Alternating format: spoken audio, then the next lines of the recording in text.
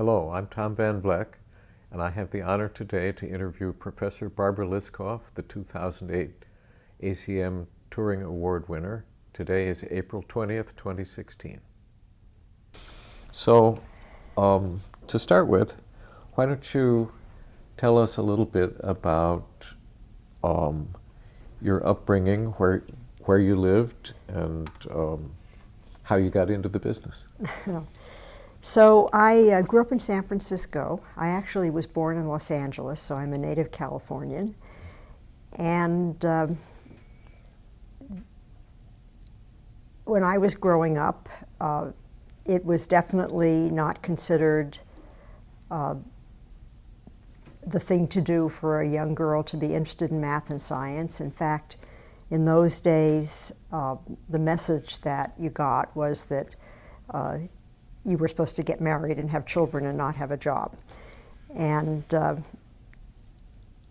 nevertheless, I was always encouraged by my parents to take academics seriously. My mother was a college grad as well as my father, so it was expected that I would go to college, which in those times was not that common. Maybe 20% of the high school class would go on to college and the rest would not.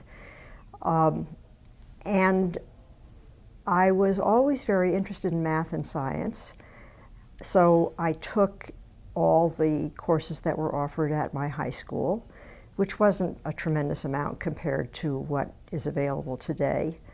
The most advanced course that was offered was a pre-calculus course, which I took in my senior year. And there weren't many girls in these classes. I don't really remember how many there were. I might have been the only one. But that didn't seem to matter much. But I did feel from the students around me that this was not something I should be doing, so I kept a kind of low profile.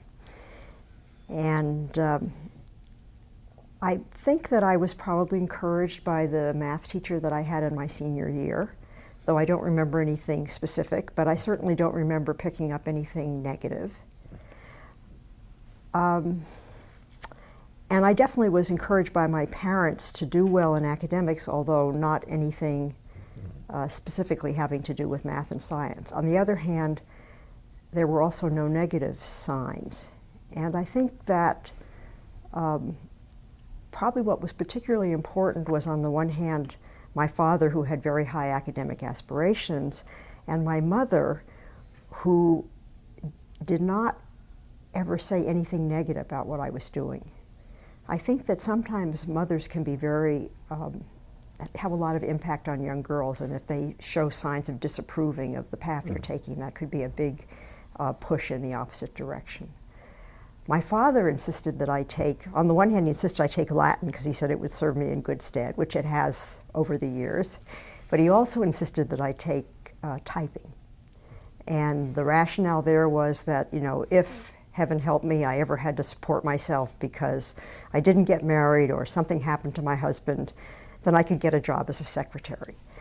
And a secretary or a teacher were sort of the acceptable professions for a woman who had to work. In those days, if you went to high school in California and you had, I think, a B+ average, then you were guaranteed a slot at the University of California. The question was, which of the campuses would you end up going to? And the top campus was UC Berkeley, and I had a very high average. So I got into UC Berkeley, and I went there for college. And I started off thinking I was going to major in physics. I think this was the aspiration of many students because physics was considered to be the hardest major. But I pretty quickly discovered that I didn't have a lot of aptitude for physics, and I liked math a lot better, so I switched to a math major and a physics minor. And I didn't know anything about computers. I don't remember any computers as an undergraduate. They were there. I mean, I've talked to people after the fact, and I know that some of the men who were there at that time had discovered them.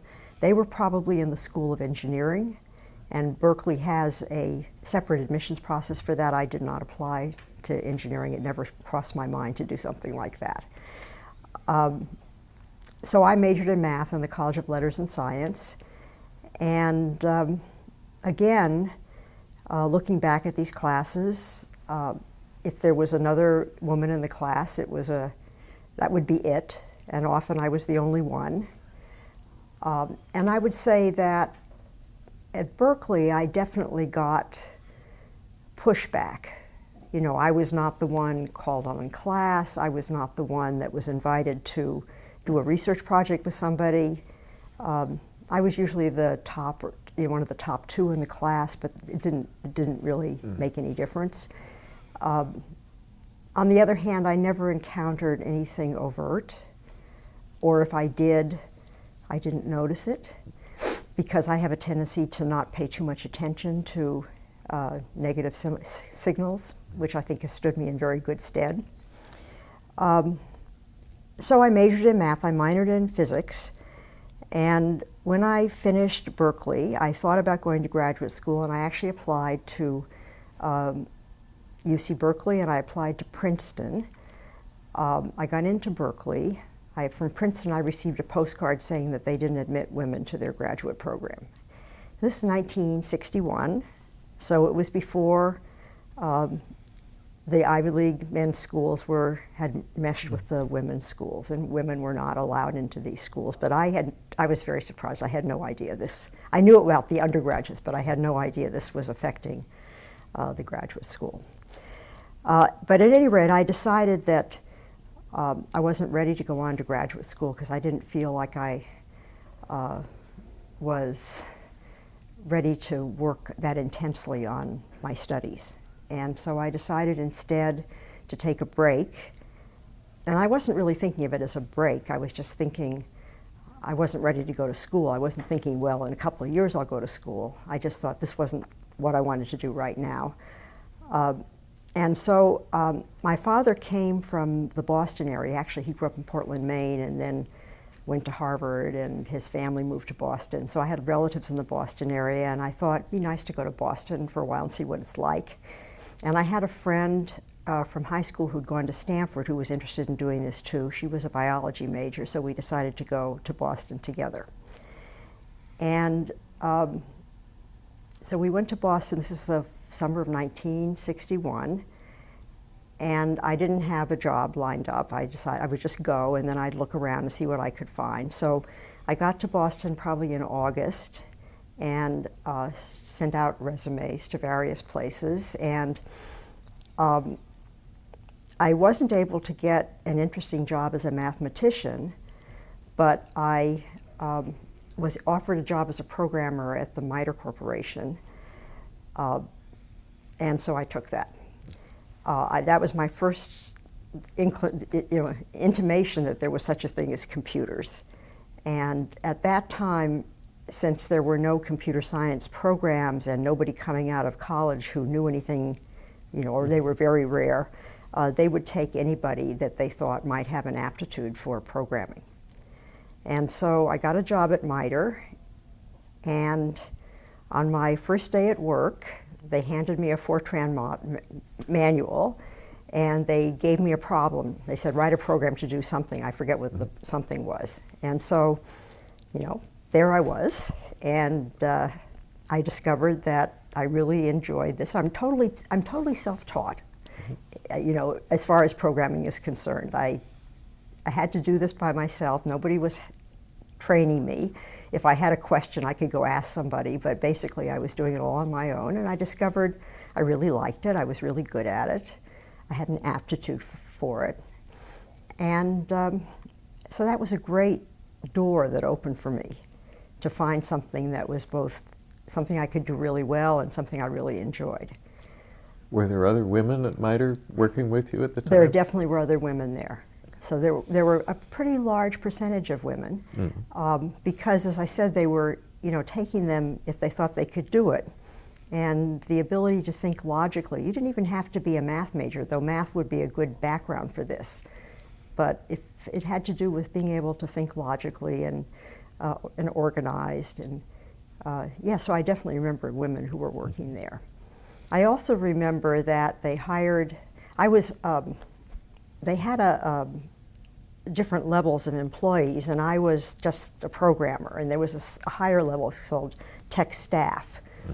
And when while I was there, they hired a man and a woman both had master's degrees, and the woman was hired as a programmer and the man was hired as a tech staff. And I noticed this. I thought, that doesn't really look quite right to me.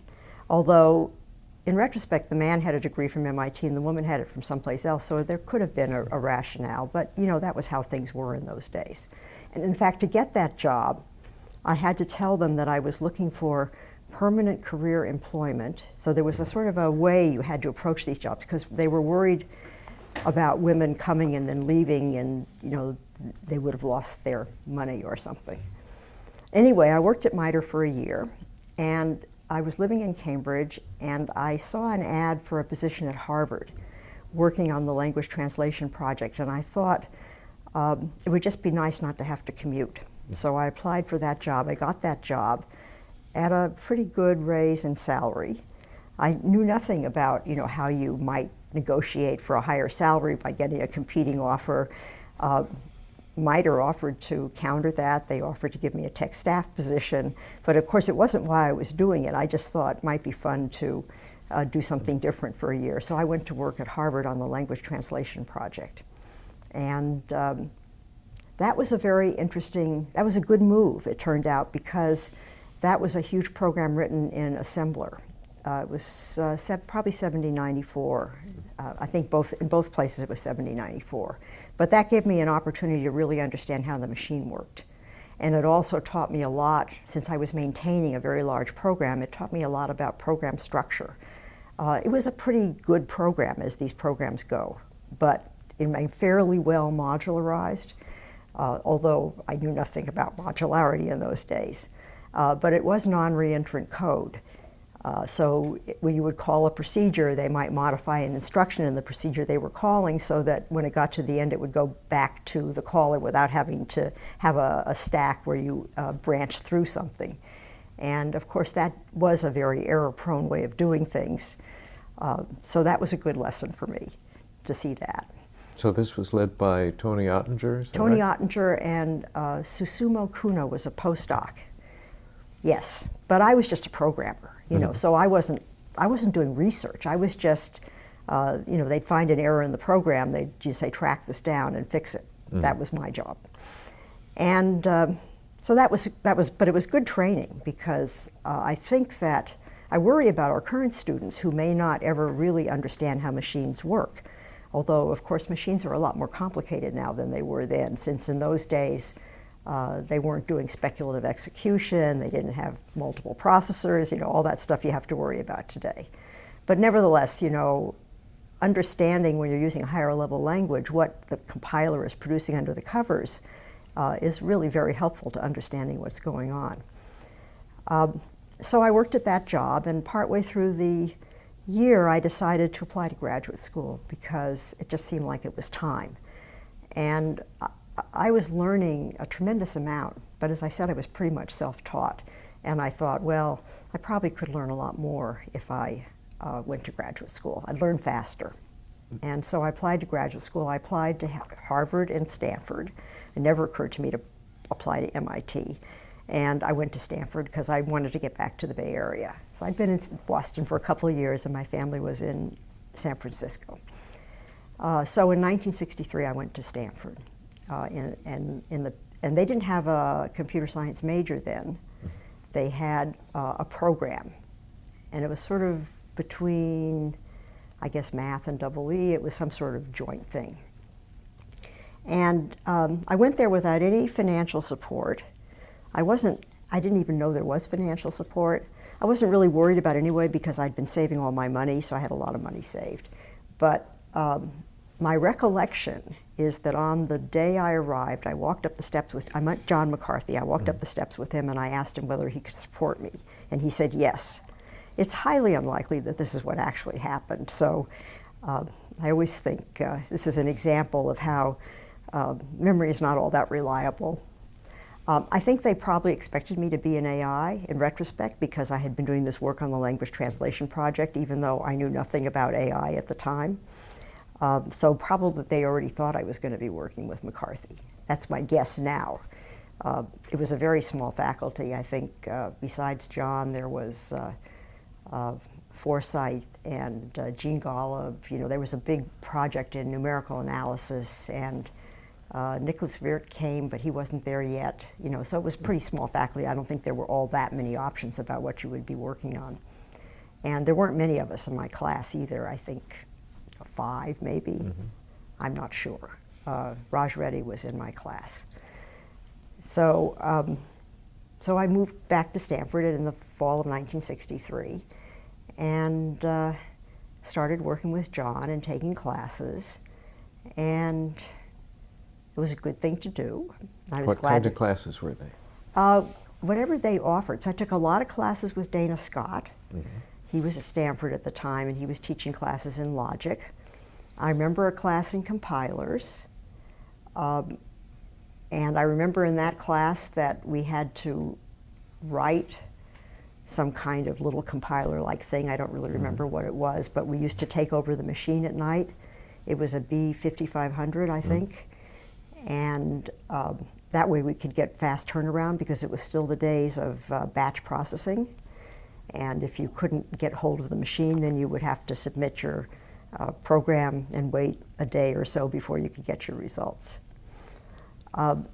Clearly, interactive programming is a big improvement over batch processing, but one advantage of batch processing is that you have to think through your experiment very carefully before you submit it, otherwise you're just wasting a whole day of time. Another advantage of batch processing is that you have to learn how to multiplex your time, because you can't just sit there waiting. And I think both of those were actually very valuable skills that served me in good stead as time went by. I don't know what else I took. There was certainly no course in operating systems. I refused to take the course in numerical analysis because I really didn't like that stuff. So it's, you know, I don't know. I took whatever, you know, what people were taking, whatever it was they offered. I remember Jerry Feldman showed up, maybe my 3rd year. Probably Nicholas Wirt was teaching the compiler course. That might have been my 2nd year. You know, it's hard to remember. And meanwhile, I was working with John, and I was reading whatever papers were available and so forth. And I figured out probably in my 2nd year that I would really rather be in systems. I think I liked that compiler course, and I liked that way of thinking. And but I decided to stick in AI and try to get my PhD sort of out of the way as expeditiously as possible. And I was very interested in what was, you know, then machine learning. I was really interested in trying to make machines do planning and stuff like that. But it was a very hard problem, and as you know, that's an area of AI that's changed hugely since those days. Then it was this idea that the program would think like a person, and you would try to mimic the way people thought about things. And in fact, that was kind of what was going on in my PhD thesis, the program to play chess endgames. There I was thinking about what were the strategies I would use as a person playing that game, and then I built those strategies into my program. But it was limited what you could accomplish with that way of thinking about machine learning, and now that we switched to the modern techniques, they seem to make a lot more progress. Anyway, I did my PhD, working with John McCarthy, and when I was in my final year, I started looking around for a job, but I didn't really think that, I didn't know, nobody gave me any guidance. John was not a person who would have done that anyway, and I didn't really understand any sort of application process. So I didn't apply to any schools. I sort of waited for people to come to me, which in a way was what was going on with Raj Reddy and so forth, you know, because it was the old boys network in full play at that time.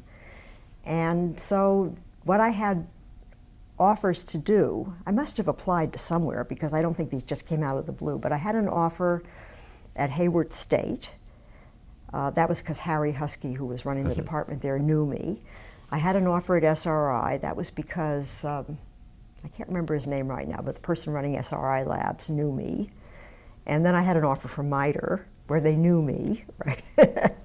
And I knew that the job at Hayward State would be a very bad idea because it was a heavy teaching load with very little research, and that didn't seem like a good idea. And I wanted to move back to the Boston area. I actually came and applied to MIT. And I think they would have offered me a job as a tech staff, probably, not a research associate. I'm not sure exactly. And I decided that probably wasn't a good idea. So I decided to go to MITRE. And that was a good idea because I was also changing fields from AI to systems. And I didn't know too much about systems. I think I'd had that one course in compilers, plus my background in computer architecture, such as it was. And so I had a lot to learn. And so this is now the fall of 1968. I moved to the Boston area. By then I had met my husband. We weren't married yet, but that seemed like a good thing to continue with. And so I moved back to the Boston area and took the job at MITRE. And I started at MITRE in September of 1968. And the first project they handed me was a microprogramming project. So in those days, microprogramming was considered to be an interesting research direction.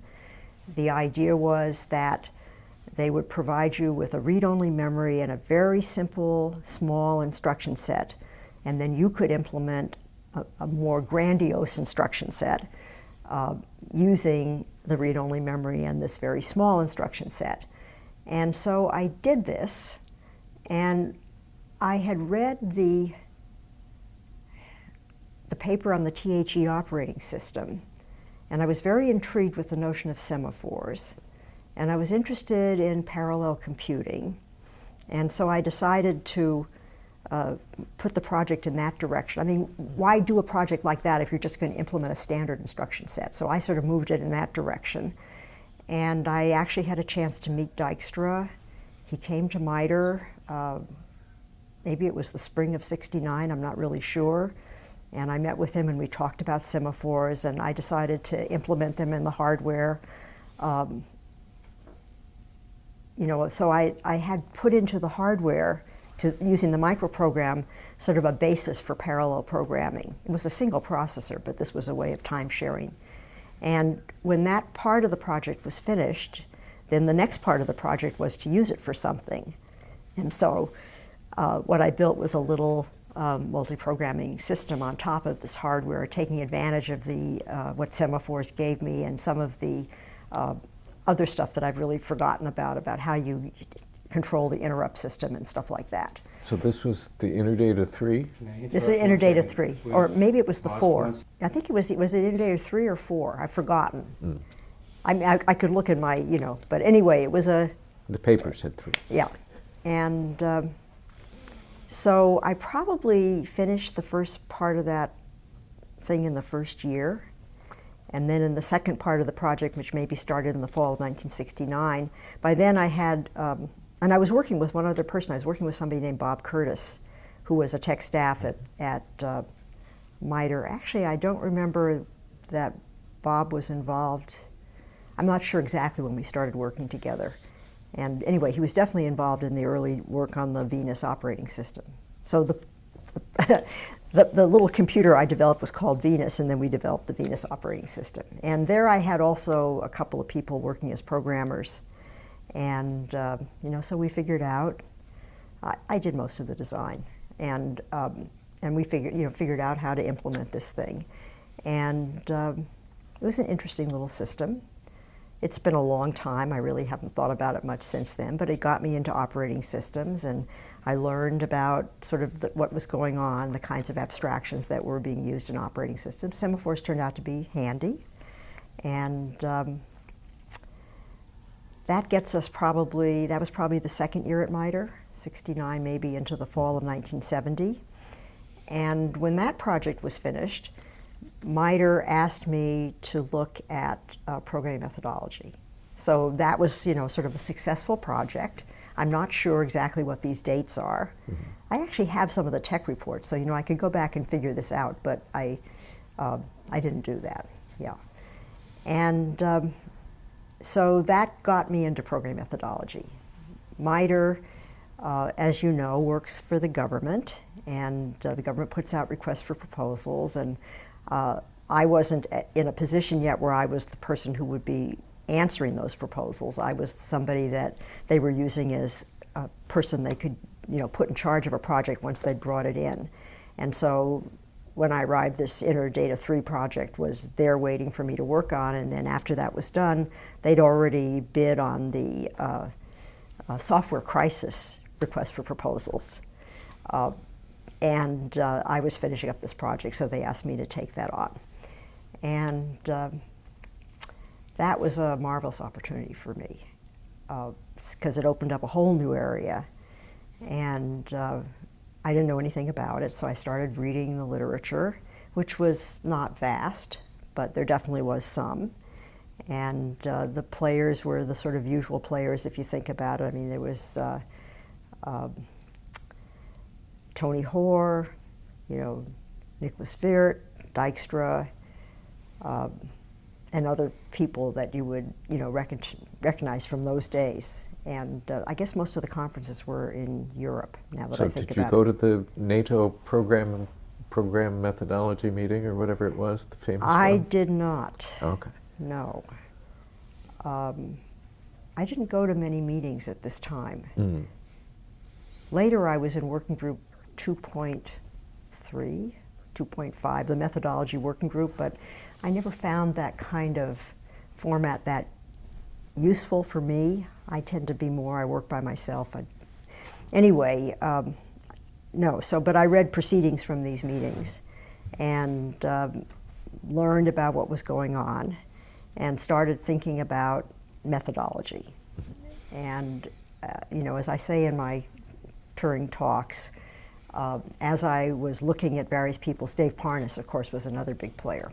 And I read all the papers I could get my hands on and thought about their proposals for methodology.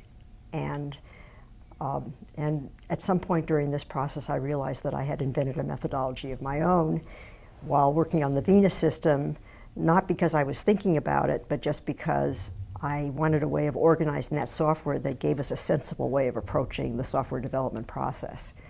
And the idea that I had in Venus was that, to understand the background at this time, you have to understand that there was that Algo school of programming, which had a good idea and a bad idea. The good idea was that you had blocks, and an inner block had private data and the outer block couldn't access it. The bad idea was you had blocks and the inner block could freely access all the stuff in the outer block. And so there was a natural tendency to communicate through global variables. And that was not such a great idea. And some of Parnas's papers talked a bit about why that was a bad idea, although I would not say that in general it was understood that this was a bad idea. But at any rate, somehow I understood this wasn't a great idea. And I think it has to do with if you have lots of people working on different pieces of the system, and they all can freely communicate through this set of global variables, you can have a big mess on your hands.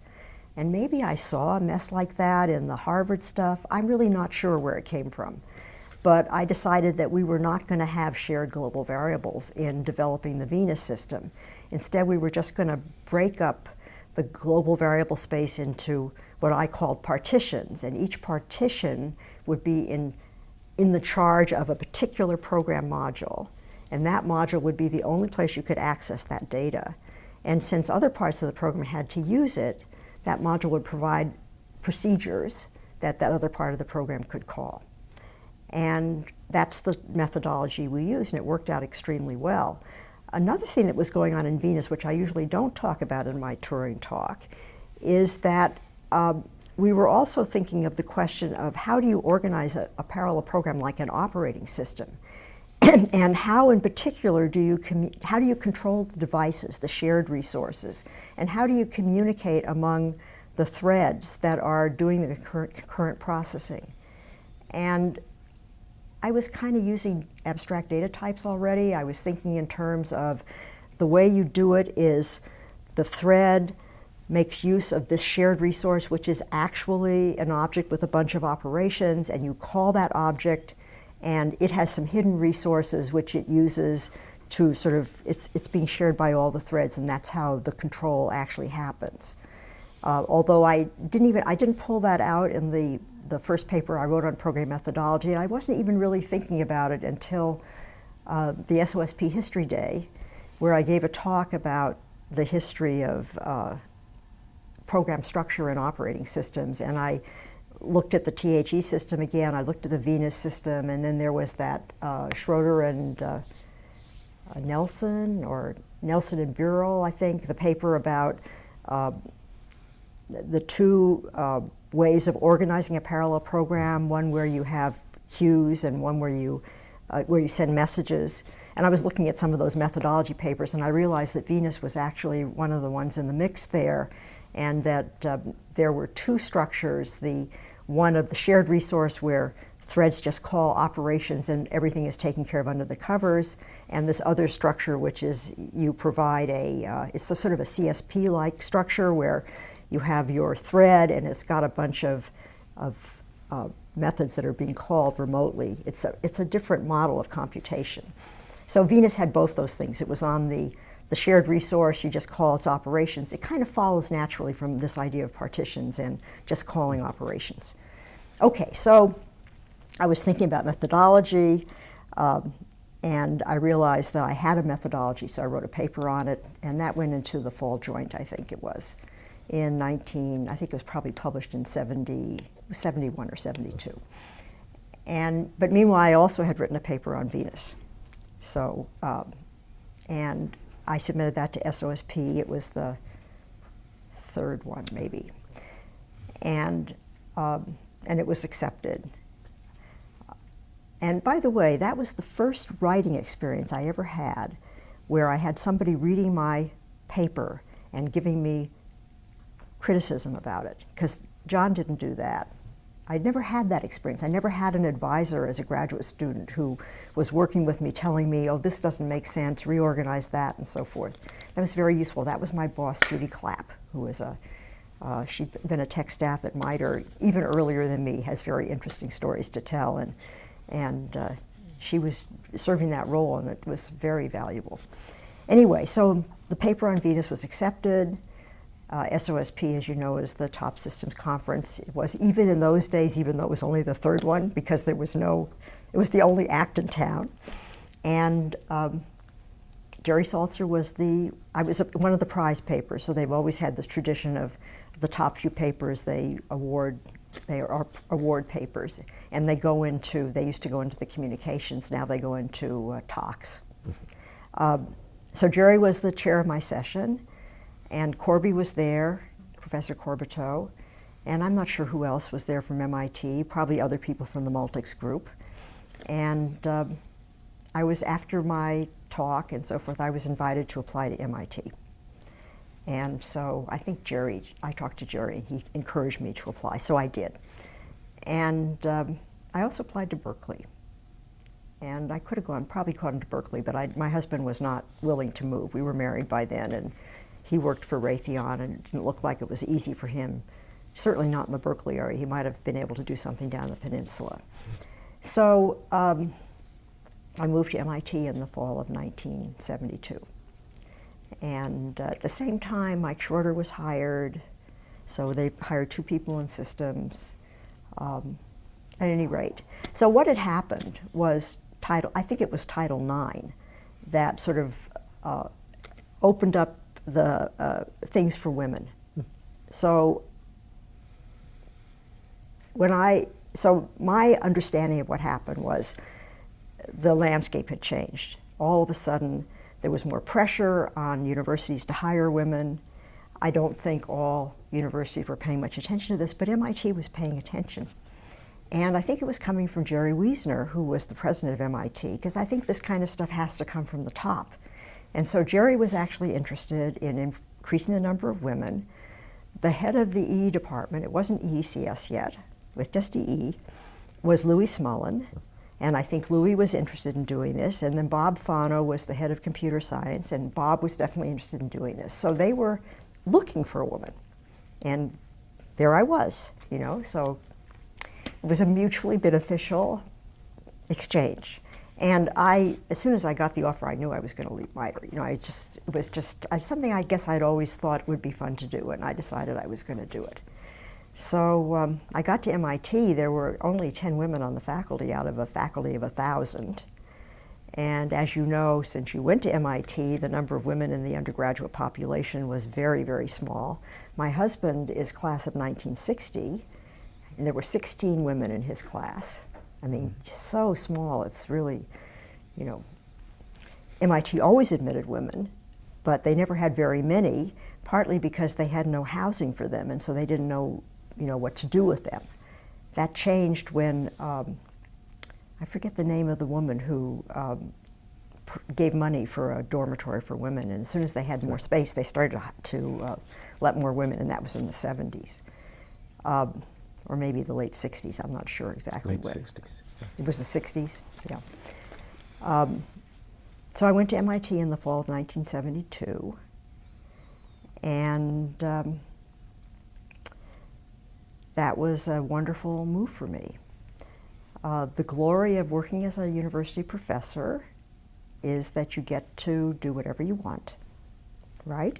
You go to a place like MIT, you have certain responsibilities. So MIT's very focused on teaching and quality teaching, and everybody teaches 2 courses a year, and those have to, you know, so that takes time, and you got to pay attention to that. But as far as research is concerned, you figure out what you're researching on. Of course, there's a downside to this too. First of all, you better have the ideas. You have to figure out what you're going to do. You can do it, but you have to figure out what it is, and then you have to raise money. But raising money was pretty easy in those days, because those were the days when DARPA was supporting computer science research, and it was mostly putting its money into a few institutions. And so I don't remember whether it was Project Mac still or a lab for computer science, but we used to submit one proposal for the whole lab, and I just had to write a couple of pages in that proposal to get money. I also wrote NSF proposals just to have a sort of another source of money and to, you know, practice how to do that. But compared to the situation today, was a lot easier to fund your research then. So I came to MIT. The first course I taught was what is currently 6004, so it's a computer architecture course. And this was a weird assignment for me because I had no EE background. And I was actually in an EE department. It wasn't EECS yet. I don't remember when it became EECS, and you know, probably a few years later. And that was a bit of a scramble. I had a graduate student of Jack Dennis, who was also a TA for the class, and he helped me. You know, I was keeping sort of 1 week ahead of the students, learning stuff about circuits and so forth, which was really, I had no background in. And I definitely had students who were not happy to see me. I didn't feel that I got discrimination from the faculty, but I did feel that the students, there were a few students in the class that they'd try to trip me up. They, you know, try to ask me a question I couldn't answer. And of course I was in a kind of vulnerable position teaching a course in an area I didn't know. So that was a little bit of a baptism by fire, but you know, I learned how to, I was 1 week ahead of them, and I learned how to say, I'll talk about that at another time. And meanwhile, I started getting the research. Oh, the other problem was, I was in Project Mac or LCS, and they decided I was an AI person, and they put me on the AI floor. And I think they wanted me to work in AI. But meanwhile, I was working on program methodology. And Jack Dennis, in the spring of 1963, helped me move my office back down to the systems floor, which was a much more congenial place, and you know, that helped a lot. So Jack was very helpful. So meanwhile, in research, I'm sitting there thinking about program methodology. And I was really interested in program methodology. I thought it was a very important field. And what I had noticed was that although the papers were very compelling when you read them, And they always had an example, and you would follow the example, and you'd say, oh yes, that's very convincing, this is the right way to do things. And I'm thinking specifically about Parnas's papers, because his were about how to structure programming. You know, if you think about the papers at the time, there were papers on here's how you design software. So Nicholas Viret wrote about top-down programming, and Dijkstra had that wonderful letter to the communications of the ACM on go-to statement considered harmful.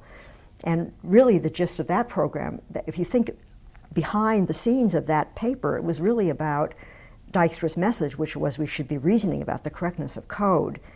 The go-to was bad because it made it harder to do that reasoning. But the idea that programming is an intellectually difficult problem and that we should approach it in a kind of mathematical way, that was early days, and that was a pretty significant step forward to see that way of thinking about things.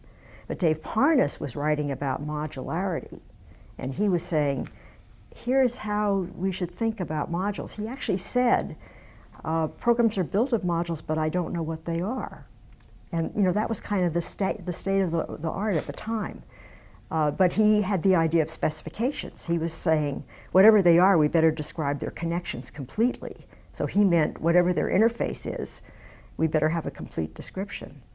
And I used to feel kind of jealous of the electrical engineers, because I thought, you know, at least they have these components and they connect them by wires. And that forces you to really focus on what those wires are. Whereas software was so plastic that people used to design without thinking much about those wires. And so then they would end up with this huge mess of interconnections between the pieces of the program. And that was a big problem. That was a problem I was looking at in Venus when I said we're going to have partitions, but it was just a problem in general. Global variables were a big problem, just the ability that there was nothing forcing you to do things in any particular way, so you could do whatever you wanted. So anyway, I was thinking about this. I was thinking about the fact that even though I would read Parnas's paper and I was convinced that people would read my paper and have the same reaction, you would say, yes, that's a great idea, but when you started to think about how do I apply it to my own stuff, everything fell apart. You just had no idea how to apply it. And so I was trying to think about what can we do to make things better. And at some point, and I really don't know when, but probably winter of 1963, 64, I mean 73. 72, 73, I got the idea of data abstraction. Mm-hmm. And it was, you know, this marvelous idea came out of nowhere, but once I got it, I could see that this was really going to work, because programmers already knew about abstract data types. I mean, even if they weren't thinking about them, because they knew when they used an array in their Fortran paper that this was not something the hardware that had, this was something that you used through a set of operations, and under the covers there was an implementation going on. And certainly you knew this in spades, and if you were using Lisp, which was what I wrote my thesis in, because there you used lists and it was clear there was an implementation underneath and that they were abstract. So I felt programmers could understand the notion of data abstraction. They only understood about procedure abstraction. And the data abstraction was more powerful because a procedure, oh, by the way, they were sometimes implementing a data abstraction with a procedure abstraction by having a whole bunch of extra arguments that controlled the different things the procedure was going to do. But that was a mess also. So I felt, you know, this was something that programmers would feel an affinity to and something they could understand. And I think another thing that was important about it was, so it was a bigger module. It fit an idea of modularity. You needed something bigger than a procedure in order to really make progress. And it was also an abstraction. And that was important too, because when you design, you need to think abstractly. And having a thing that matches the abstract thought, you know, that helps you with your design. So being able to think in terms of what data abstraction do I want for this place? What procedure abstraction do I want for there? This is a design approach. So it was also useful from that perspective. Anyway, so I was lucky enough to have this wonderful moment in which I had this idea. And as soon as I had that idea, I knew that it was going to go somewhere. And so I started working on that idea. And I started working jointly with Steve Zillis.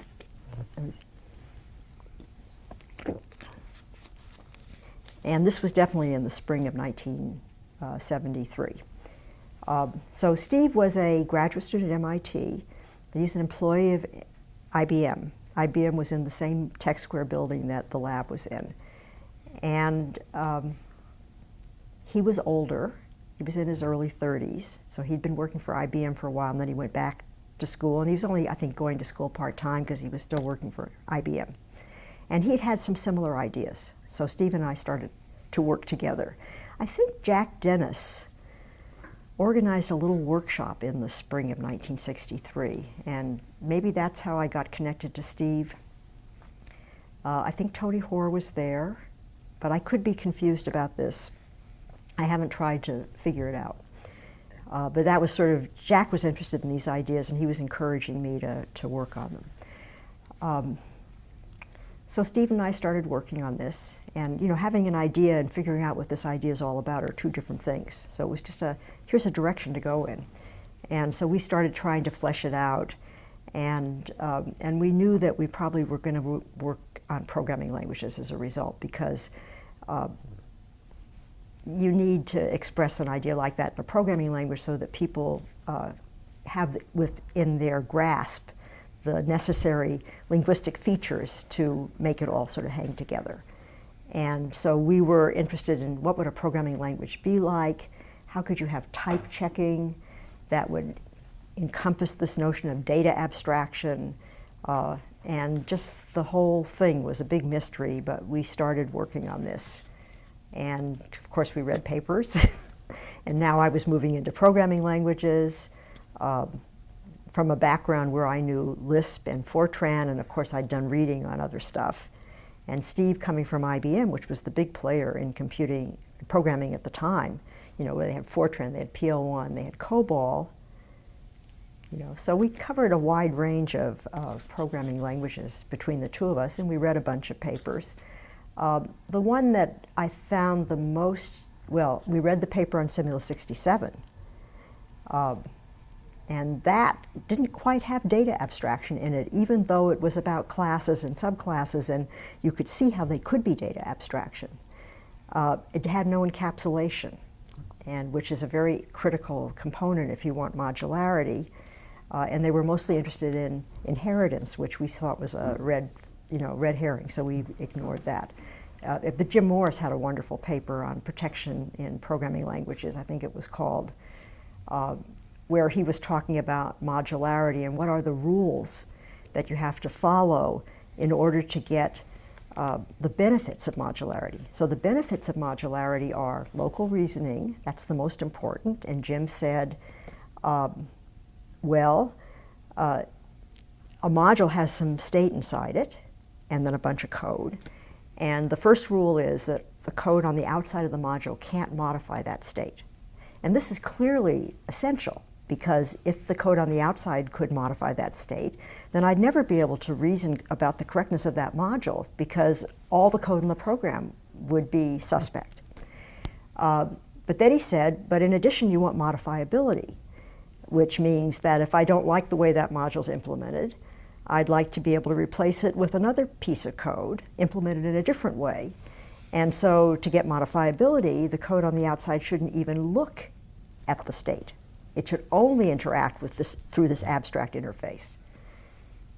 Okay, so those are in fact the two key pieces of modularity, although in those days, and actually even today, another very important component about modularity is that it allows you, it's a management tool, because it allows you to break up your program into separate pieces. If they follow these rules, then people can work on these pieces independently. In those days, people didn't know what modules were, and there were papers being written that would say things like a module must be no more than 1,000 lines of code. I mean, people really did not understand the notion of abstraction, the notion of encapsulation. They mostly only understood that they needed a way of controlling the program development process so that people could be working on separate things. Anyway, Jim laid out those two principles, and Tony Hoare at the same time was writing papers about he already had the notion of abstracting from a representation to an abstract data type, even though they were existing types rather than So this idea was coming up in sort of very many different places. But Jim had no idea how to implement this. So, then after you say, well, these are the rules, the question is, well, can I enforce those? And in particular, can I build them into the programming language so that the compiler can ensure that you get encapsulation? And so that was what Steve and I were sort of struggling with. How would you implement this? How would you make it work?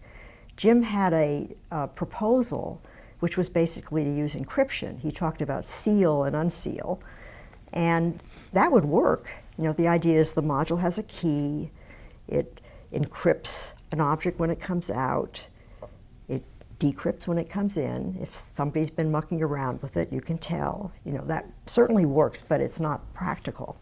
And so we were looking for I don't want to do it that way, I want something efficient.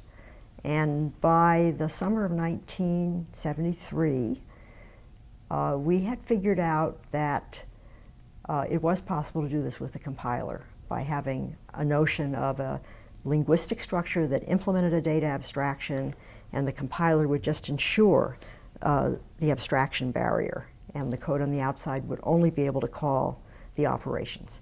It was nevertheless just a sketch. We didn't have a language, we just had a proposal for a language. And in that paper, we talked about some issues we didn't know how to handle, in particular, generics and polymorphism. Polymorphism, was neglected for years. I think it's relatively easy when you're just doing procedures to ignore the fact that I don't want to sort routine that works on an array of integers, I want to sort routine that works in general. But given the limited range of data types that existed at the time and so forth, you can kind of see why people weren't thinking about that. As soon as you go for data abstraction, you can see that you need some mechanism to allow you to define a data abstraction like a list or a set or a map or something that you just define it once and you don't have to keep re-implementing it every time you have another type of element. And clearly there was polymorphism in the implementation of the built-in types. So arrays could have floats or ints if you were working in Fortran. So, it was there. It just wasn't sort of pulled out as a mechanism that programmers could get their hands on. And we could see that was going to be an important component of it. So we wrote this paper on abstract data types, and it was a big hit.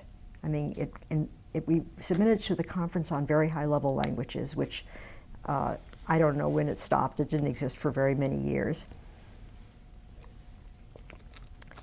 And it resonated with a lot of people. And we finished this paper in the summer of 1973. And then in the fall of 1973, I started working on what came to be called Clue. So here was this proposal for a programming language with just a few hints of what might be in it and some statements about it'd be nice if it had polymorphism, it'd be nice if it had exception handling. Exception handling was also, people were trying to figure out what that meant in those days. So it was another area in programming languages that people were thinking about but had no real idea of what should be done. And so the next step was to sort of really get down to brass tacks and figure out what all this stuff was.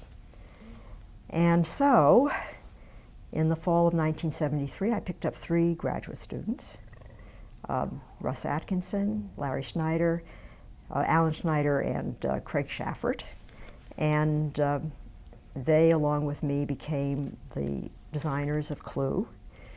We used to have a weekly group meeting where we would all get together and we'd be working on some particular topic, like what should the exception mechanism be like, or whatever was the topic of the week. We wrote design notes. In those days you didn't write them online, you wrote them.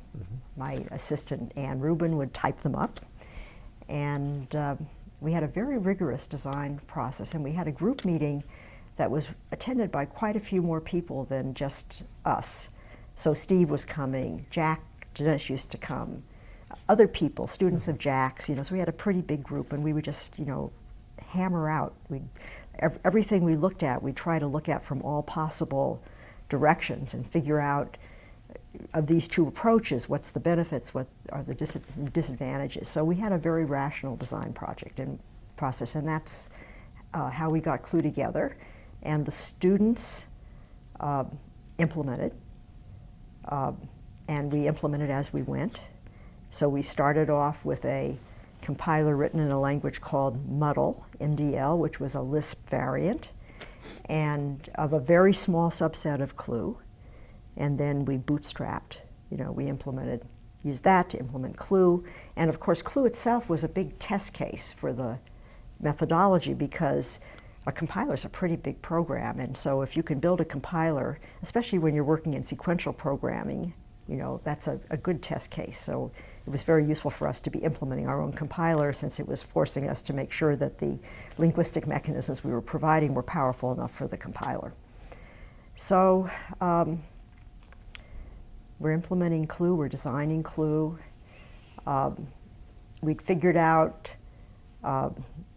we called these things clusters. I think the word cluster was even used in that paper with Steve.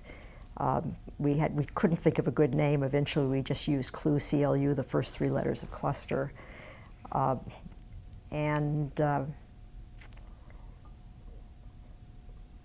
guess that I'm not going to talk about the actual features of Clue, but I do want to talk about it in more general terms. So Clue was a way ahead of its time. And it wasn't just that it had data abstraction, and nobody else had this. The only other project that was going on at the time that was looking at data abstraction was Bill Wolf and Mary Shaw. Were working on a language called AlphaArt at CMU. So they were also looking at data abstraction. A big difference between them and us was that I came from Lisp. I believed in the heap. They were very much in the algol world, or there was a lot of arguments in those days about pointers are bad. And so they wanted everything to be on the stack. Of course, you can avoid garbage collection, but it made everything much more complicated for them. And so I think it slowed them down. Whereas I was coming from the Lisp camp, I believed in garbage collection, I believed in the heap. I didn't think pointers were bad, provided you could get your type checking sorted out. I was, however, very in favor of strong type checking. And as I say in my talk, this is partly a reaction to Lisp because I found it so annoying that they didn't do static checking. And you can save an awful lot of time in the program development process if you have a good compiler doing static analysis. Lisp had another thing that influenced me a lot, which was separate compilation.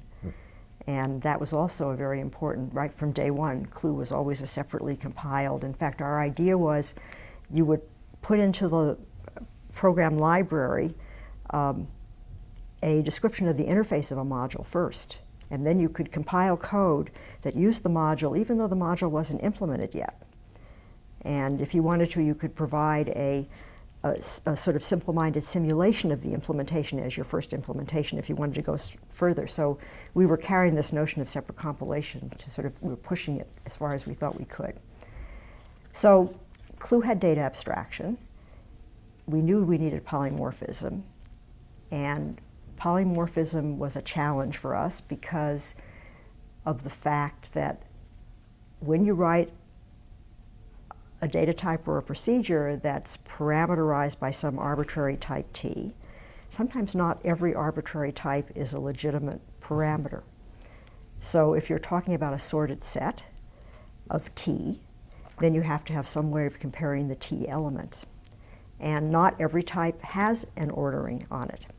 And we didn't know how to, and we wanted to capture this statically. We didn't want this to be some sort of dynamic thing where we discovered at runtime, oh, the operation we need is missing. We wanted to ensure at compile time that there was such an operation. And finally, we invented what we called where clauses, where we would simply list the set of operations with their signatures that the type was required to have.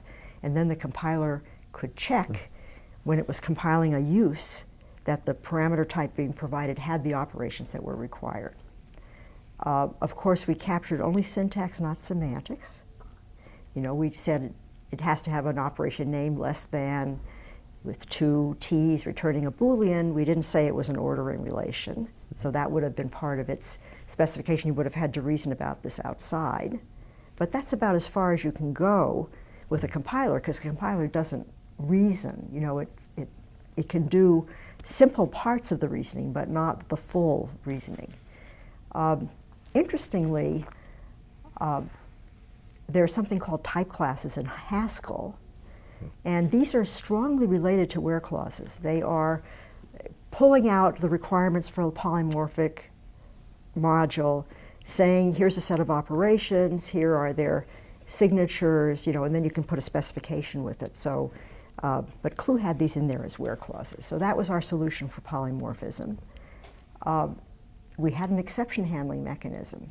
So we thought exceptions are very important because from a program methodology point of view, you would like the specifications of your operations to be complete if possible. Not partial, but complete, so covering the entire range of possible inputs. Since if you ever have anything but true as the precondition for your call, there's a potential source of errors there because somebody using your module forgets. Whereas if it's covering all the bases, then you can be certain that those errors are not possible. But when you try to make a procedure total, then you have this problem that you can't return the same way over the entire space of inputs. And so you need some way, we thought, of bringing this to the attention of the caller. The way that people manage this problem today, and even then, when they don't have an exception mechanism or they think it's too expensive to use it, is they play a game. So they'll say, well, you return a value and a special piece of this value tells you what's going on. Like I return a pointer to an object, but if the pointer is null, this means, something. And the problem is that's very error prone. Or return an integer. If the integer is negative, this has a special meaning because people forget to test. In some sense, it's the same as having a partial spec. It's slightly better, but it's also very error prone. So we wanted a mechanism that told the user, really push those results into another part of your program. And I mean, this all seems so commonplace today because this is how Java's mechanism works. But in those days, it was not, it didn't exist. So we invented that stuff. And we worried about a lot of the problems with exception handling. One of the problems with checked exceptions in Java is that people don't like to have to write the code to handle exceptions that aren't going to happen in their program. I just checked that my index is in bounds. So why do I have to write a catch clause when I call the lookup, because I know it's not going to happen. So we handled that by turning those into a special failure exception. So CLUE had an exception mechanism. That was another large part of our design, working out all the details of how that would work. And then the third part of our design was iterators. And that was one we didn't foresee going into the project. The other two, I think they were in that original paper, but iterators was not something on my map. And but we had come to realize we needed an iteration mechanism because many data abstractions are collections, like sets and maps and stuff like that. And when you collect, it's usually because you want to do something with the collection, which is often iterating over it. And although you can figure out ways of doing iterations in the absence of a mechanism, it seemed more elegant to have a mechanism. And as I have told the story many times, we went to Carnegie Mellon, we visited with Bill Wolf and Mary Shaw and their group. They told us about something called generators, which actually was coming out of AI ideas. And so we listened to this, and generators were kind of like what iterators are in Java today. They were objects with a bunch of operations to get the iteration started and so forth. And so we could see this was a nice solution, but we thought it was kind of inelegant and overkill. And so on the plane going back to Boston, my student Russ Atkinson invented iterators. And iterators are tailored for use with a for loop. You call the iterator to start the loop. Every time it's got a new value to provide you, it uses a special return instruction called yield. We then run the loop body. At the end of the loop body, we return back into the iterator exactly where it yielded, so it just continues in its control flow. When it has nothing more to yield, it returns, and that terminates the loop. It's a limited form of coroutine because you don't have the ability to sort of keep them running, multiple of them or so forth. For example, you can't run over 2 trees and check for the same fringe using iterators. They have to be nested. But we decided, and this is kind of the 90% rule for program language design, most of the time this somewhat limited use of iterators was what you wanted. And so rather than have a more complicated mechanism that got you further but wasn't as convenient to use in the normal case, we would go for the simpler mechanism. And it was nice too because it had a very efficient implementation where we simply passed the loop body as a sort of hidden routine to the iterator, which called every time it yielded. So very straightforward. So that was CLUE.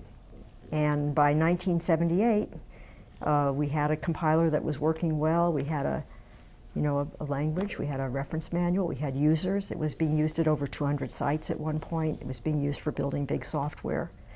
I should say that it was important to design a language for several reasons. One was people have to write programs in the language for you to understand whether you have the right mechanisms in place. So our users, if they didn't like something, they would complain. And we would think about whether our mechanisms were powerful enough. Another is performance matters. So you need to think about how expensive is it. And for example, our exception mechanism was it only cost about twice as much to signal an exception as it did to do a normal return. If exception mechanisms are expensive, which is unfortunately the way things are in modern languages, people don't want to use them, even though they might be wrong. I mean, it may be that the exception case doesn't happen very often, and so if you look at the overall performance of the program, the cost of the exception doesn't matter very much, maybe. But we felt it was important to have an efficient exception mechanism so that that barrier to use would not exist. And then you want, a mathematical definition. You want a real mathematical object that people can understand the meaning of. And so that was another reason why it was important to do programming languages. And then we wanted a language because people think in terms of, programmers think in terms of programming languages. So seeing those features, just sets the stage for figuring out what to do. And by the way, once the features exist, now you can start to simulate them in other languages, and people will still see it's a data abstraction. So for many years, 6001, our introductory course that Jerry Sussman developed, they were teaching data abstraction, but they were using basically a record of pointers to the methods of the data type. And after data abstraction exists, you can kind of see that's the way to go. So that's fine. So that's really the story of CLUE. And it got to be 1977 or 1978, and CLUE was pretty much finished. And I started to think about what to do next. And at that time, I had already started teaching 6170. Which is what? 6170, for many years, was the second programming course in our curriculum. And I was actually developed this course by Corby and other people in the department who thought we needed such a course. So our students would start with 6001, which was taught in Lisp, or Scheme actually. And they learned how to build little programs. And the idea in 6170 was, okay, now how do you build big programs? And so I developed this course. It was all based on, it was about programming methodology, how do you do design, how do you use data abstraction, how do you do modular design. So it was really in line with my interests, and I taught it for about, let me think, 77, probably 20, 25 years, something like that. And I, to this day, still get people telling me how important it was for them, what an impact it had on their career, because it really did teach the students how to think about modular design and how to organize a big project. And we still teach it. It's just morphed into another course, which it was too much work for the students. This is an MIT problem in general. Courses are too much work for the students. And so they sort of tried to divide it. I'm not sure this has been terribly successful. I have a feeling these courses tend to, more and more material accretes in the course as you go by. Anyway, so I was thinking about what to do next. And I could have continued working on programming language stuff, but I didn't feel like I had any great ideas. I didn't see another abstraction mechanism. I didn't see a way where I would be able to make a big impact. I mean, Clue had, this work had made a huge impact, so I'm sort of looking for impact like that. And iterators were really important too. But, parallel computing, I didn't have any great ideas about what to do about that. So I thought, well, no. And I also thought about commercialization, but I decided that, in these days, maybe you can commercialize by putting stuff out on the web, and people will start to pick it up, and maybe there'll be users who contribute to the implementation and so forth. I think it's still an awful lot of work. I think the people who put it out there end up spending most of their time, focused on that. So it's not really research, it's much more development. So that didn't seem like a very good direction to go in. And so I was looking around thinking about what to do, and I started to think about the ARPANET. And I really don't know, I don't remember what it was that caused me to see this problem lurking in the ARPANET. It wasn't a problem that I invented. Bob Kahn had been writing papers about the ARPANET. So in those days, people did email, people did FTP, people did remote login. That was kind of what you did on the internet. And I was using email already. I mean, people have told me email didn't exist so early, but it existed in the 70s because I was using it. And, but there was a dream of writing distributed programs where they would have components running on different computers. They would communicate by sending messages, and nobody knew how to do that. So I thought, this is a great problem. And so I jumped into distributed computing. And this was in the late 70s. I just switched directions. I didn't switch totally because I was still working on 6170. I had been thinking about how do you reason about the correctness of abstract data types? How do you write specifications for abstract data types? A lot of this was being taught to the students in my course. I was also... I'm going to pause you for a moment. Yeah. I just would like you to bring your shirt over. Thank you. Yeah. And about 15 minutes. We're going to break in 15 Okay. minutes? Okay. Good. Thank you. Okay. Okay, so where were A lot of it was being taught to your students in 6170, yeah. And I was working with John Guttag. I forget when John came to MIT. He had done his thesis on specifications of abstract data types. Steve Zillis had done a similar, didn't quite finish his thesis, but a similar kind of research. And so John and I were working together. We started working together on 6170. We wrote a book, So, I mean, I was still interested in the programming methodology stuff. Not so much the programming language stuff, but the programming methodology stuff. But I jumped into research in distributed computing. And I really stayed in that area after that, with a few diversions into other stuff. And had a good time.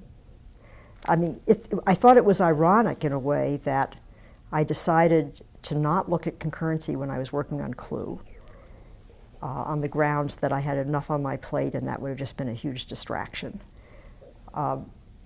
When I got into distributed computing, of course, concurrency came right back, so I'm thinking about concurrency again, since clearly you have all these computers and they're all working in parallel and so forth. In a way, distributed computing is a great place to think in terms of abstract data types because you want to have different objects running on different machines. They're going to communicate. One of the things I was thinking about in the early days of the first project, which was the Argus project, to develop a language to implement these distributed programs, was what is the communication mechanism? And I ended up strongly on the side of remote procedure call. That I have on my remote machine, I have an object. It provides operations, and over here I call those operations, and then under the covers stuff is passing.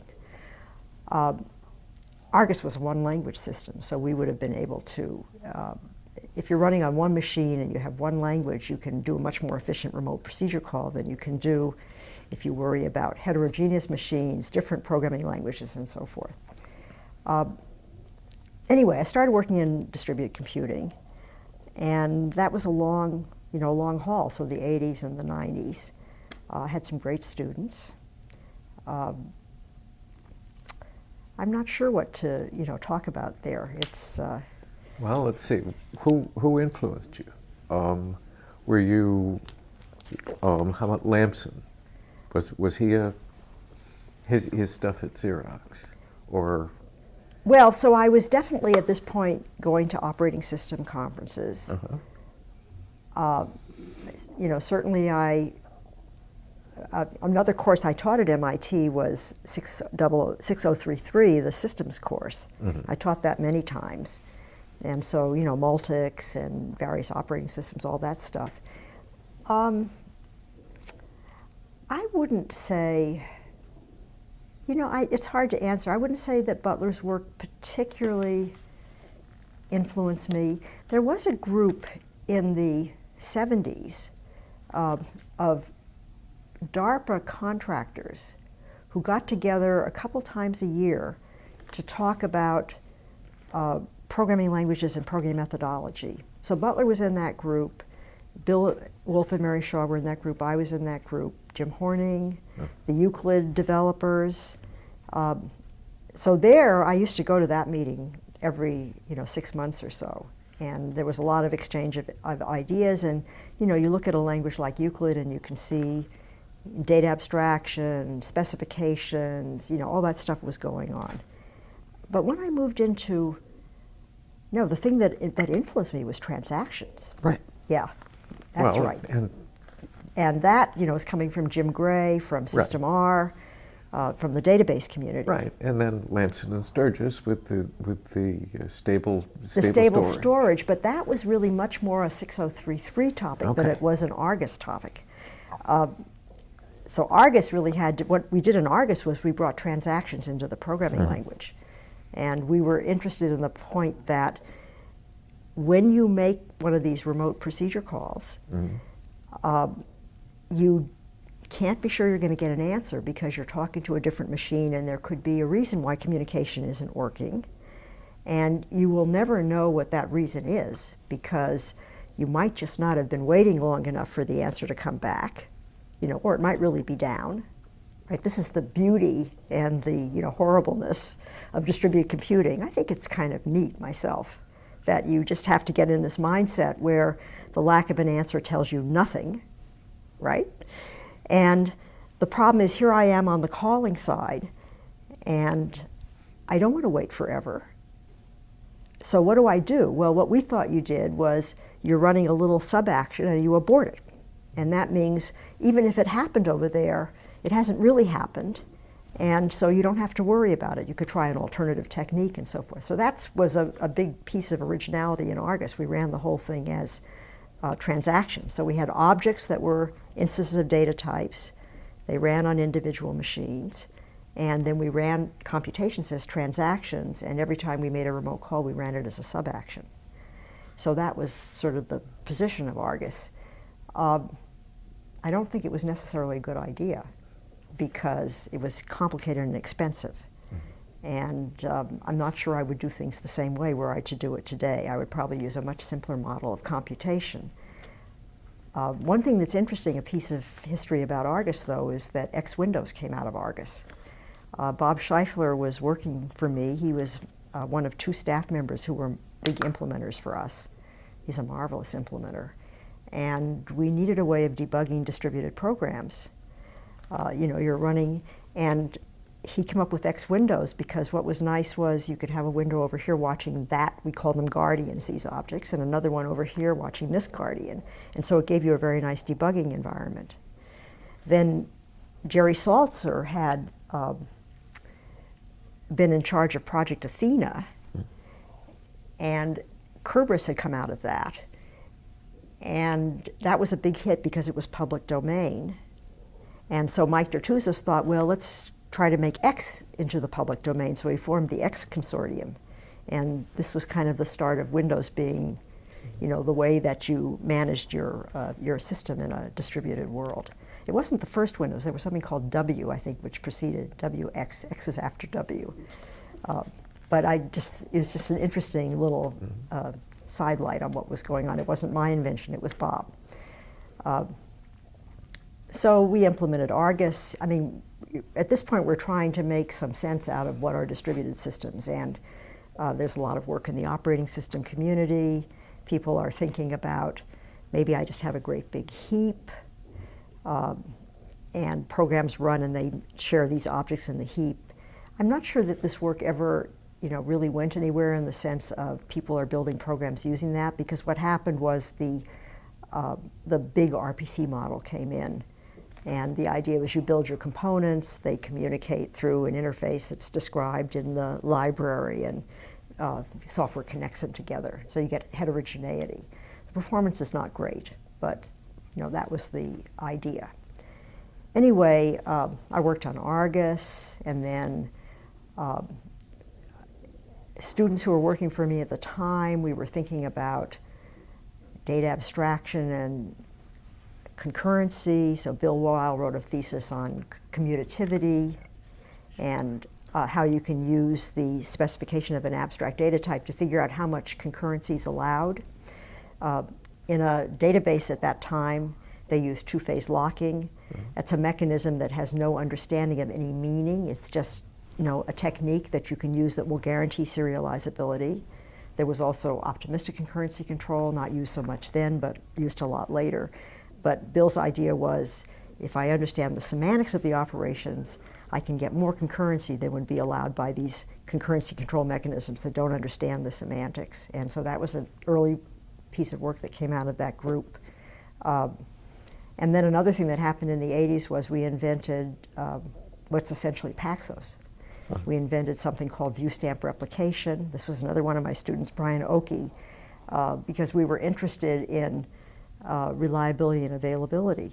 I mean, I thought of distributed computing as being both a blessing and a curse. If your machine went down in a non-distributed system, you can't do anything until it comes up.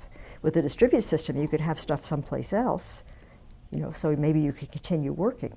On the other hand, if you have stuff someplace else and you don't have a way of controlling things, then there's more than one failure that can cause you to stop working. So what do you do about that? So we came up with a replication technique to ensure that everything worked properly, and as long as f out of f plus 1 nodes were working. So yeah. Okay, so why don't you tell us about the Liskov substitution principle?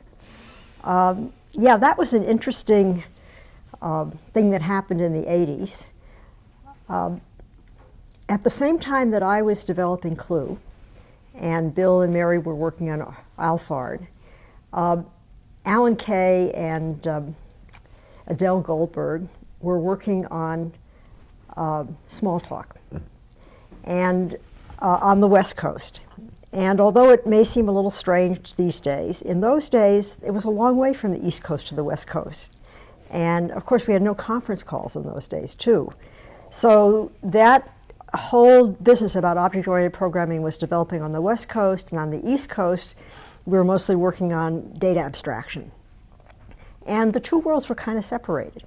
So I knew the name, but we didn't run into each other at conferences, and there wasn't much cross-talk going on. In the 1980s, I was asked to give a keynote at UPSLA, which I think it was maybe the second UPSLA. It hadn't been in existence very long.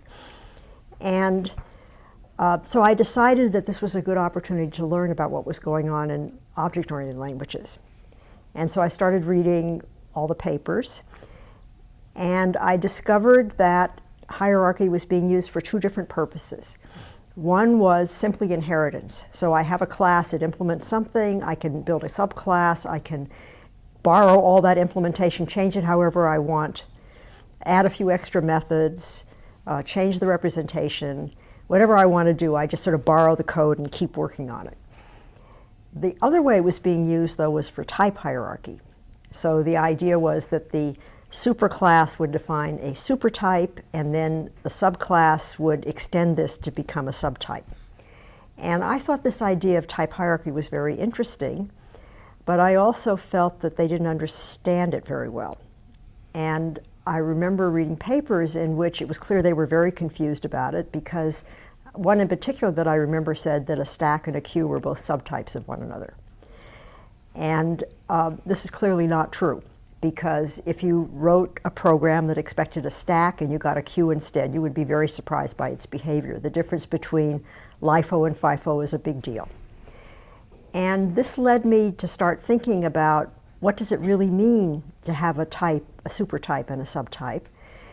And I came up with a rule, an informal rule, which I presented in my keynote at Uppsala, which simply said that a subtype should behave like a supertype as far as you can tell by using the supertype methods. So it wasn't that it couldn't behave differently. It's just that as long as you limited your interaction with its objects to the supertype methods, you would get the behavior you expected. And this was an informal definition, just given sort of based on intuition. It's intuitively right. In some sense, you can see how you understand the supertype, you write some code in terms of the supertype, whatever object you get should behave the way you expect. Otherwise, how can you do this independent reasoning about behavior? Later on, Jeanette Wing, who actually had been my master's student, I think, and then John Guttag's PhD student, approached me and said, why don't we try to figure out precisely what this means? And so we worked together on this in some papers that got published a bit later. And meanwhile, I was working on distributed computing. I was particularly, interested in view stamp replication and some of the other work that was going on in my group at the time. And I wasn't really thinking about this until sometime in the 90s, when I got an email from someone who said, can you tell me if this is the correct meaning of the Liskov substitution principle? So that was the first time I had any idea that there was such a thing, that this name had developed. Technically, it's called behavioral subtyping. It says subtypes behave like supertypes.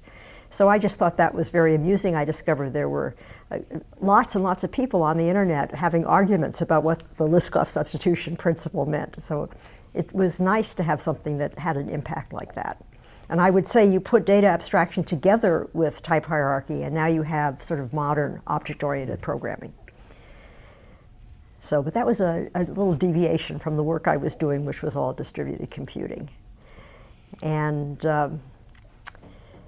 I worked on distributed computing through the 80s and 90s. And it's kind of hard to remember all the different projects that were going on.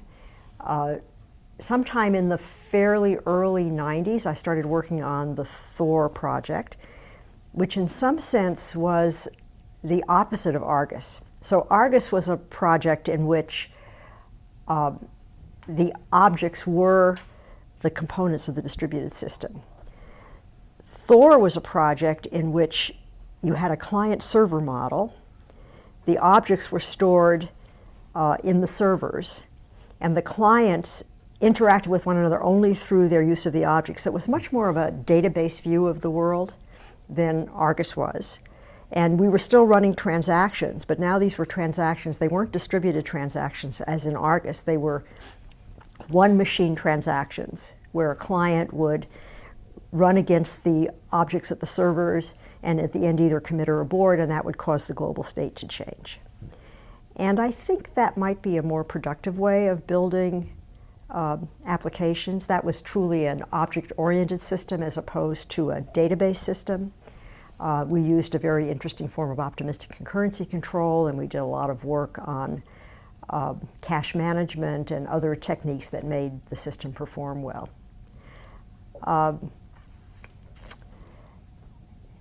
As you know, performance is greatly overrated in the minds of computer scientists. And on the other hand, performance matters a lot when you're building a platform that you would like people to build applications on top of. So it matters a lot in an operating system. It would matter a lot in a system like Thor or Argus, because you would expect to build on top, and any problem with performance that exists at the level of the implementation of the platform will be multiplied when you get to the top level. In the 90s, in addition to the work on Thor, my group did two other things that I thought were notable. The first was Byzantine fault tolerance, and the other one was decentralized information flow control. The first one, I'm not sure exactly the order these happened, they're probably simultaneous. The first one happened with my student Miguel Castro, and what happened was I saw a request for proposal from DARPA talking about malicious intruders on the internet and what can we do to counteract their impact. And I gave this to Miguel. I said, think about this, see if you can think of something interesting we might propose to do. And he came up, he thought, well, maybe we should look at this question of replication in the presence of Byzantine attacks. And this ultimately turned into that work on Byzantine fault tolerance. It wasn't that people hadn't worked on it before, but they had been mostly theoreticians, and so they weren't thinking about a practical technique, one that would have a low cost, or as low cost as you could manage, and that would really be able to be used in practice. So we should say what Byzantine means. Oh, so Byzantine means arbitrary failures. The work I did in the 80s on view stamp replication, otherwise known as Paxos, assumed benign failures, where a computer was either running or it wasn't. You know, a message either arrived or it didn't. It wasn't garbled in some way. So the computer either failed by crashing or it was running correctly. You know, the message arrived intact or it didn't come at all. Or maybe it arrived and it wasn't intact, but you recognized it right away and you could throw it away. With Byzantine failures, the computer keeps running. It's not running properly anymore, but it's running nevertheless. And of course, mostly this will happen and you'll be able to know that it's not running properly because it'll be doing weird things. But a real Byzantine failure is one where it continues to run and it looks like it's okay. And there were examples of this happening. For example, you're probably aware of the stuff that was going on in the networking community where a little flip of a bit in a message caused all sorts of problems to develop in routing and so forth of the message. In the case of Byzantine failures in running a computer, these were mostly the result of attacks. And it's interesting, when I first started working in the internet in the 80s, we were just a group of pals. You know, everybody was a friend.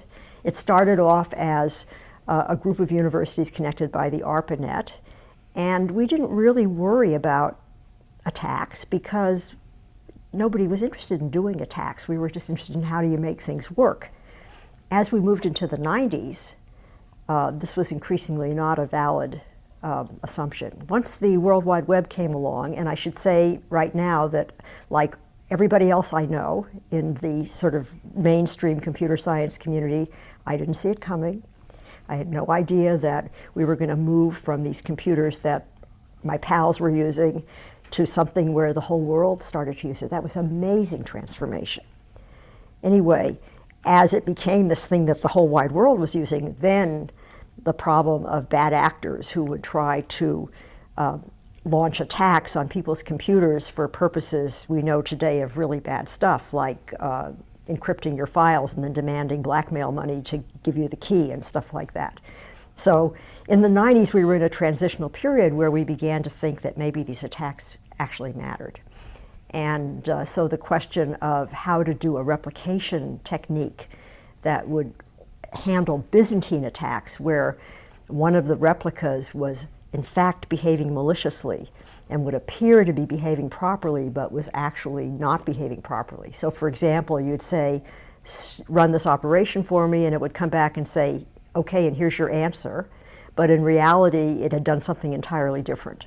That was an example of a Byzantine attack. And so Miguel and I worked on this problem, how to do a practical protocol. For a benign failure, you need 2 F+1 replicas. So to handle one bad replica, you need 3. For Byzantine, you need 3 F+1. So you would need 4. And you also need a more complicated protocol. And I'm convinced that one of the reasons we were able to figure out how to do this was because we had done view stamp replication in my group earlier. And looking back at what happened, I see Byzantine fault tolerance as being view stamp replication extended a little bit. It has an extra phase in the protocol, it has an extra replica, but it's quite closely related. So I think it helped Miguel and me when we were trying to figure out how to make this work, that we had that background to depend on. The other major deviation was decentralized information flow control. And this was work I did with my student Andrew Myers. For security in systems, there had always been two different approaches.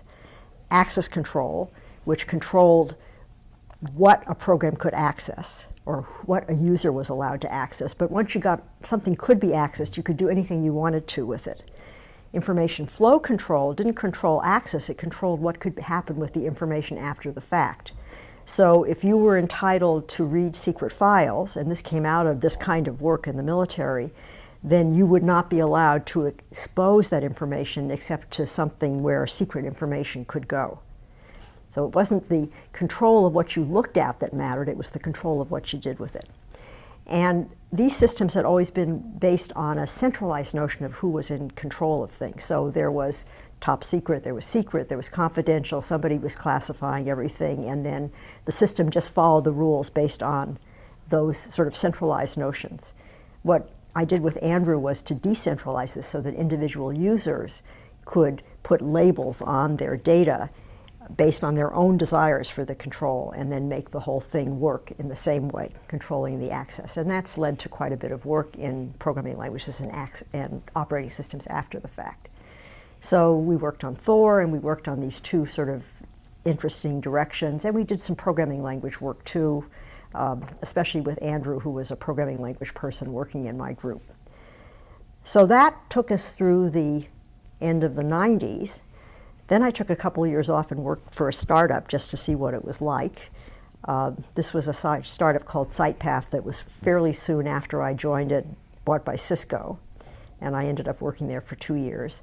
I would say working in a company was not my cup of tea, so I returned to MIT and I became head of the computer science part of our department, and I continued working on distributed computing, developed a system called Aeolus, which was a decentralized information flow control system with a programming language component.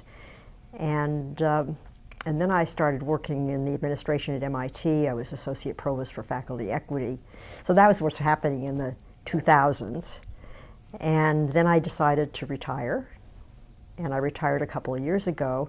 But in 2012, I sort of stopped working in distributed computing, and since then I've been working in programming languages and multi-core machines, just to sort of continue I've liked to move around, and I decided it was time to move around for a while, so I've been doing that.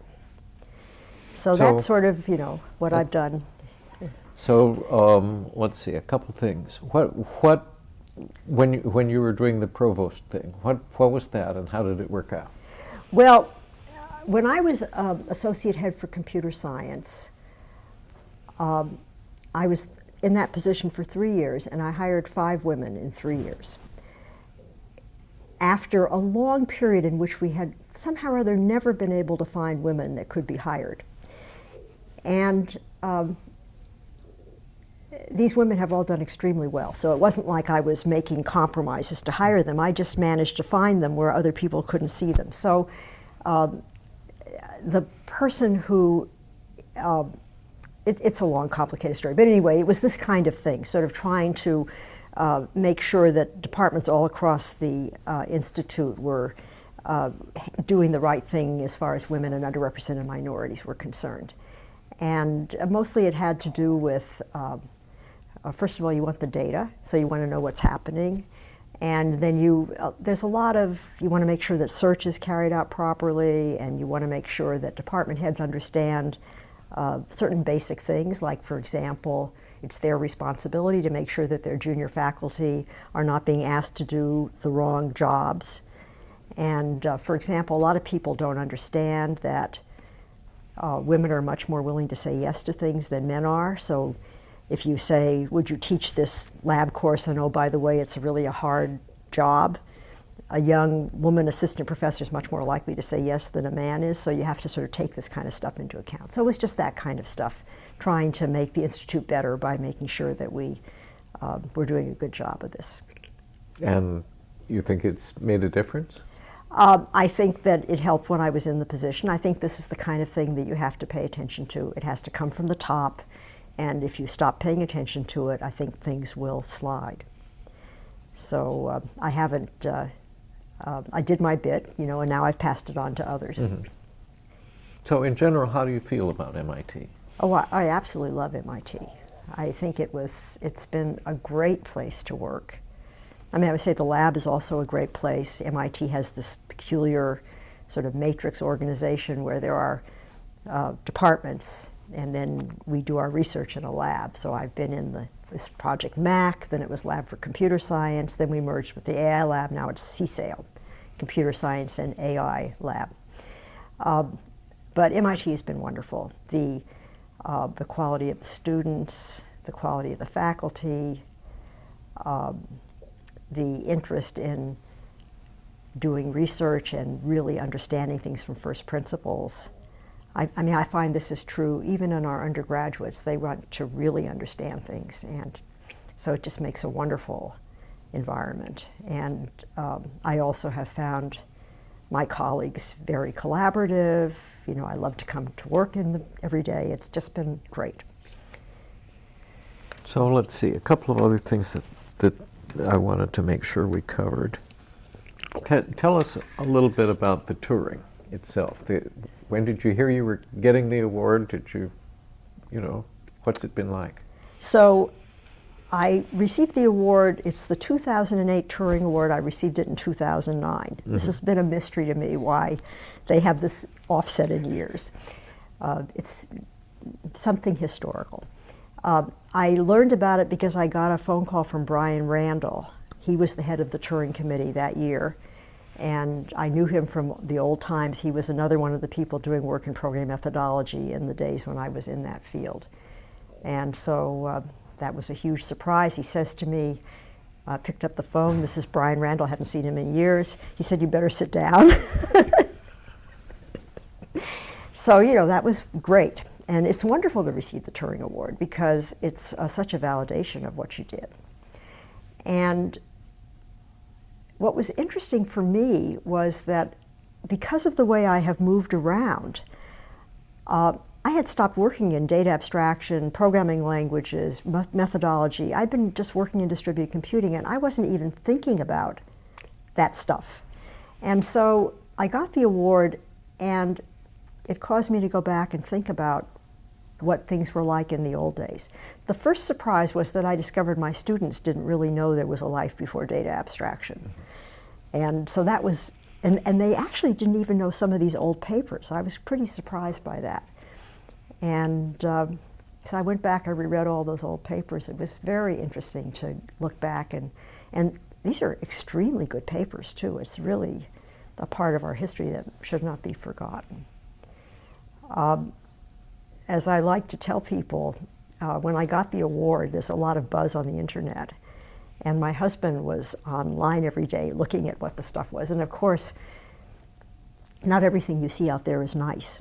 In fact, many things are not so nice, you know. So there's nice things, there's not so nice things. But anyway, one thing he found out there one day was a quote that was roughly, "What did she get the award for? Everybody knows this anyway." And I just thought that was the most amazing compliment, yes, though I don't think it was intended that way. But, you know, just to realize that these early ideas, not just mine, but of course all the work that had gone on in those early years to understand data abstraction and specifications and programming languages and so forth, to understand that they had moved so into the mainstream that everybody knew them, and they were the basis of how you wrote programs. I mean, that was just a remarkable thing to understand. Do you want to say a little about Java, which certainly shows a lot of tool marks from your... Well, so Java, you know, I was very glad to see Java come along because it was the first mainstream programming language that really had these ideas in it. It had it really did have data abstraction and object-oriented programming. There really was a notion that super classes ought to be super types. The notion of interfaces defines a kind of behavior. They enforced the Liskov substitution principle in the sense that a subtype, a subclass, has to provide the methods with the right signatures that the super class has. I would have done it differently had it been me. And Andrew Myers and I did try to convince him to put polymorphism into the language when it first came out. It wasn't there. Of course, when you design a language like this, you have to decide what's important to concentrate on, what you're going to leave for later. So it's not that this is necessarily the wrong thing. It's just not what I would have done. I think that it sort of opened the doors for this to become, in a way, the reason it is mainstream is because it's there now in the languages that people use on a day-to-day basis. Right.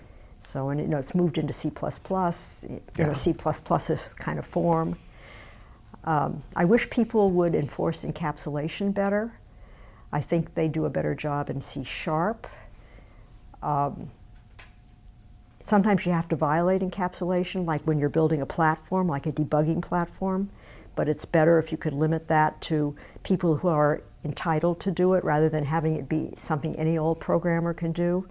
There was a lot of stuff, sort of wisdom in the old days that people maybe lost. So one thing we learned was that reading code mattered much more than writing code, because code is written once but read many times, first by the author, then by others. There was another one I was going to tell you about. Well, it'll come to me. Anyway, I feel like some of these lessons from the past have been forgotten, and maybe it's just as well because it means we've made progress. Well, another thing that we should talk about to get on tape is the people that you've learned from and that have influenced you.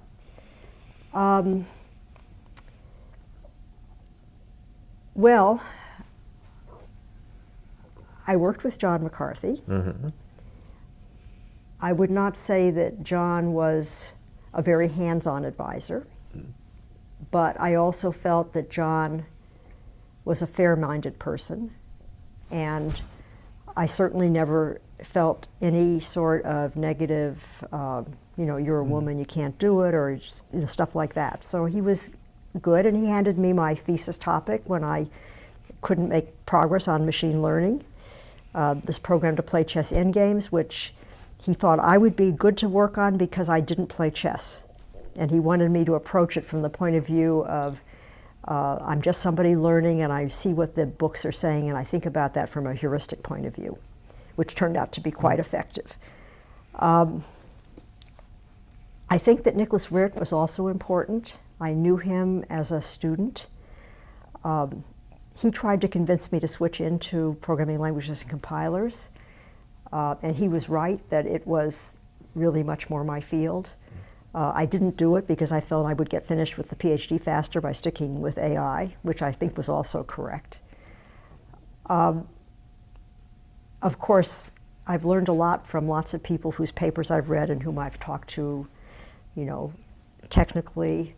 I mean, Jerry Saltzer, all those years I was teaching 6033, which was his course, our systems course, and his way of thinking about systems.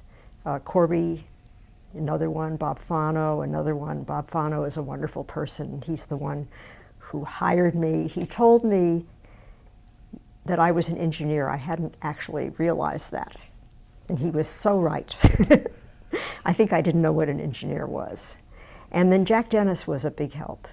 Jack was the one who got me off of the AI floor down onto the systems floor, and in general was just encouraging and helpful, especially in those early years when I was finding my way. So I would say that's, those are the people that I think back on and I feel were helpful. And let's see. Oh yeah.